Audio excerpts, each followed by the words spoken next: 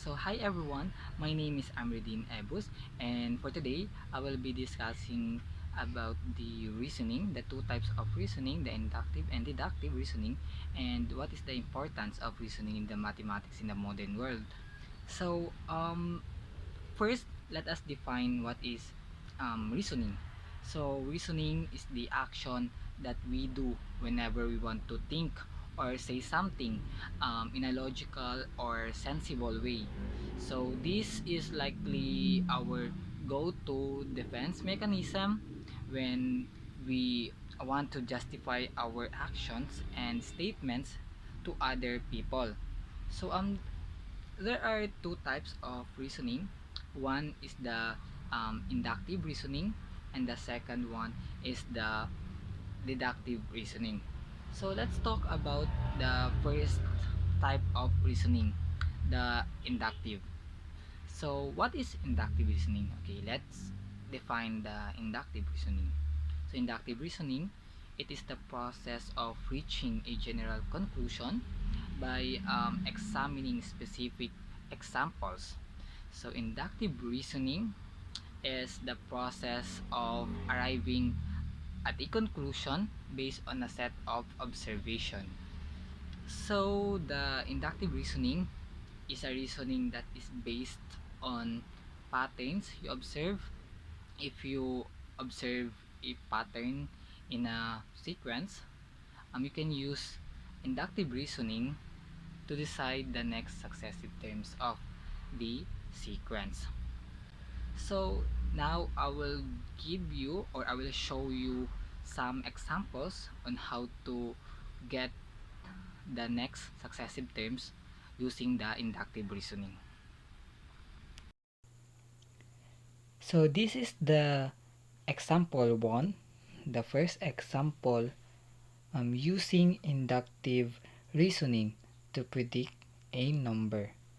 So as you can see here, the given example here in letter A, the given number here is 3, 6, 3, 6, 9, 12, 15, and there is a missing number here after the 15.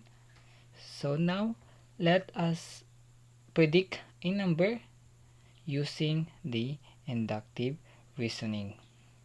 So, as you can see here in the example, each successive number is 3 larger than the preceding number. So thus we predict that the next number in the list is 3 larger than preceding number.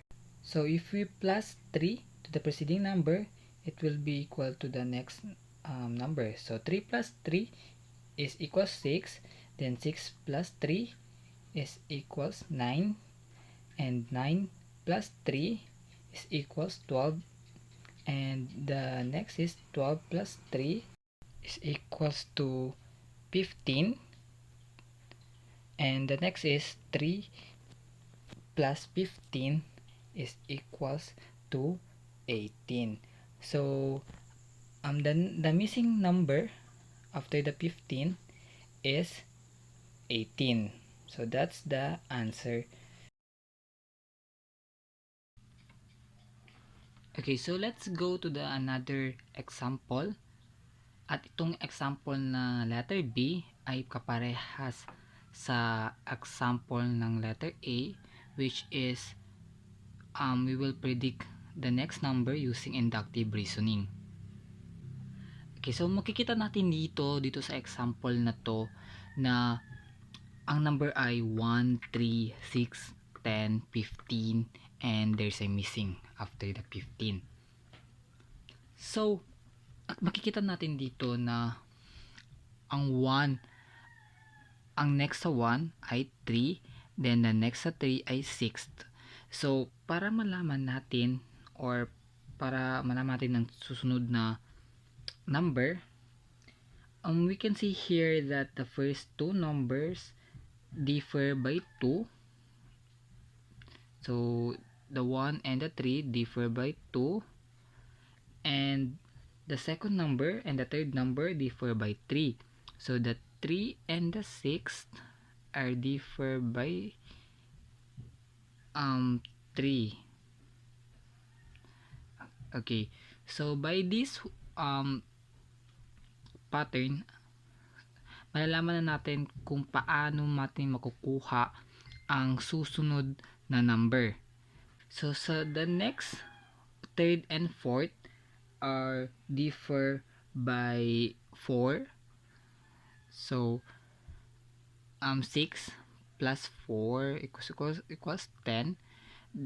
So kaya dito pa lang sa 2, 3, 4, malalaman na natin kung ano yung susunod, which is 5,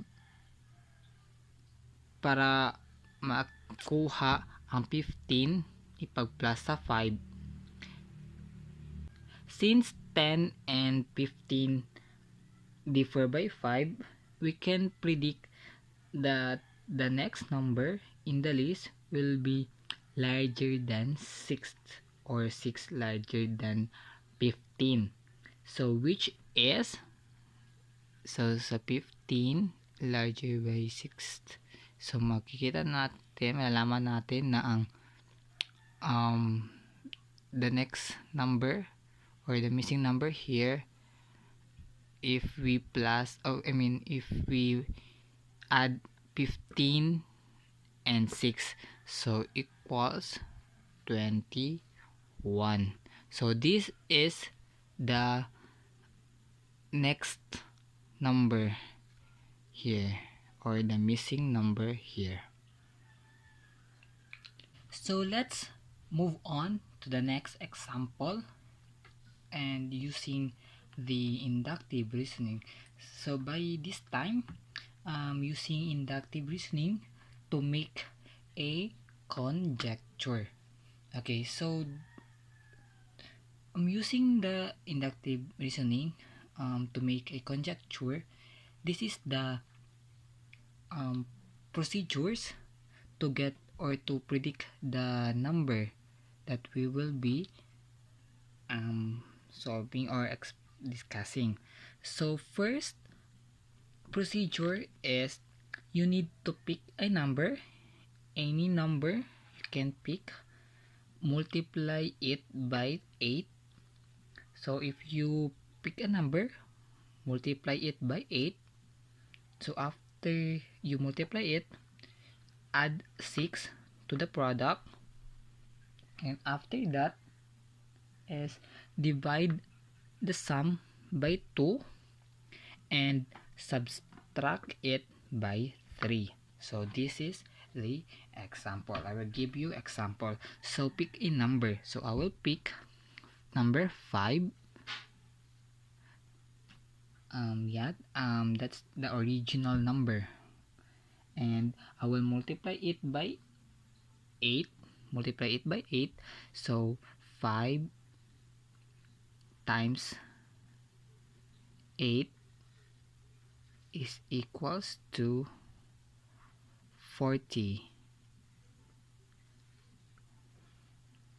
Alright, so after you multiply it, add 6 to the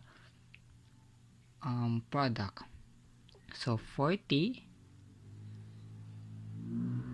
after you multiply it, add 6 to the product. So 40 add 6 equals to 46. So 40 plus 6 is equals to 46. So after you add 6 to the product, you will be divide it by 2. So 46, or here, 46 divide 2 is equals to 23. Okay, so after you divide the product, you will be subtract it by 3. So the after you add 6 to the product equals to 46, you will be divided by 2, so equals 23, and subtract it by 3 is 23, subtract it by 3 is 20. So this is the final, and this is the final, and this is the answer. And now let's go to the next type of reasoning, the deductive.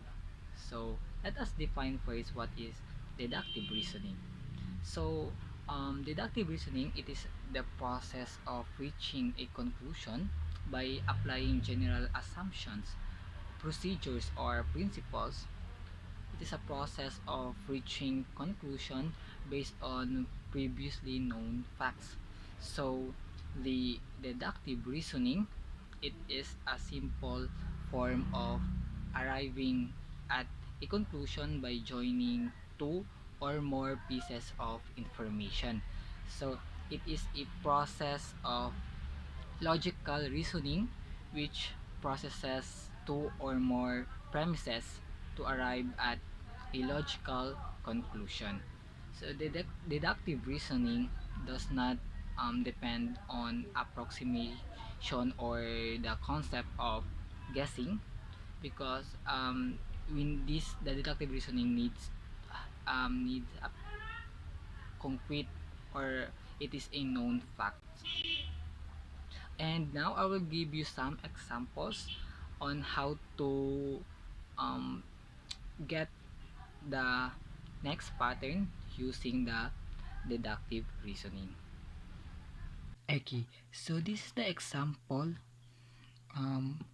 to establish a conjecture using a deductive reasoning.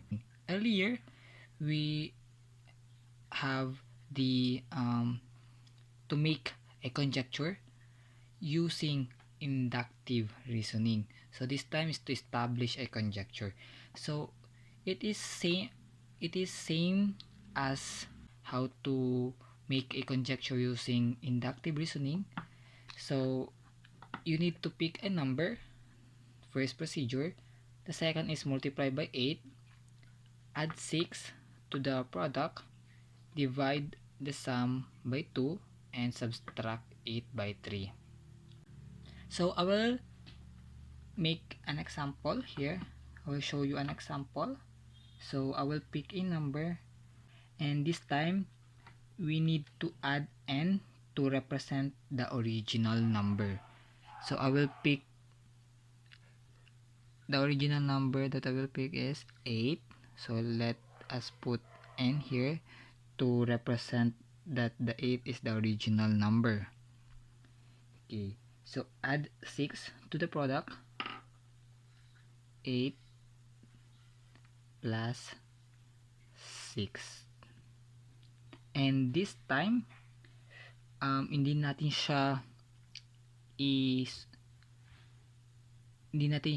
kukunin ang kanilang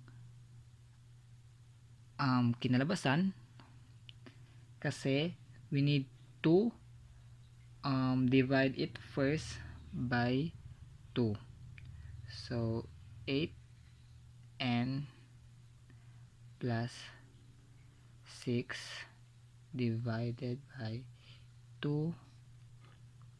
So para makuha natin ang answer dito sa next na part, we need to divide it sa kanilang we need to divide 8 by 2 and 6 by 2.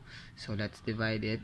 8 divide 2 is 4, and 6 divide 2, let's copy paste the plus sign, 4n plus 6 divide 2 is 3.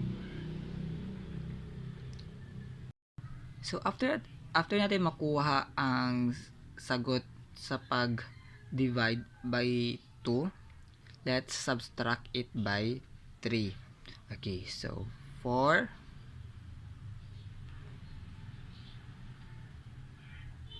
so 4n plus 3 divide subtract 3 is equals to, so this time natin munang unahin i-subtract this 2, this 3 minus 3. So 3 minus 3 is equals to 0, and the answer is 4n, and this is the answer for this example. And that's it. That's conclude my topic for today. I hope you learned something from me. Thank you, everyone.